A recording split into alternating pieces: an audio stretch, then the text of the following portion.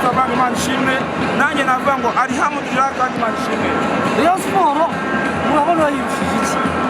Ni ikipe isanzwe, ni ikipe ifite ibibazo, ni ikipe iri kurwana no kuba yaza muri enye za mbere. N'umwanya wa mbere iriho ni ikibazo cy'amasegonda, ni ikibazo cy'iminota. Nakubwira ngo ni ikipe iyobowe n'abaperezida barenga 16 n'abavisi perezida 16. Bitandukanye na timu ya Mwana yici, timu ya APR iyobowe na chairman wa APR na chairman w'icyubahiro CDS Mwaduhamagara. Muri shampiyona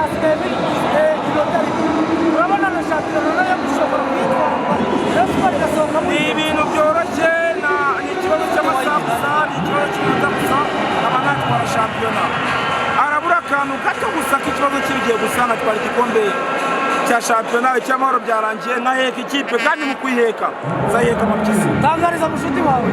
Mushuti wanjye ni nde? Wasiri. Ntabwo muzi. Uwonzi ni Ngaboro Beni namubwira ngo pole sana.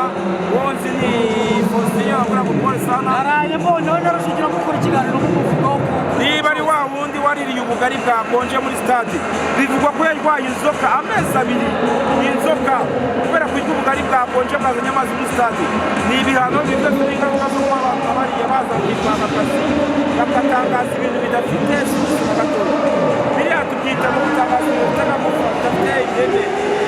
Ikibazo cyane ni ibi, namubwira ngo ibindi biri imbere. Aho Sarupongo nakoze cyane.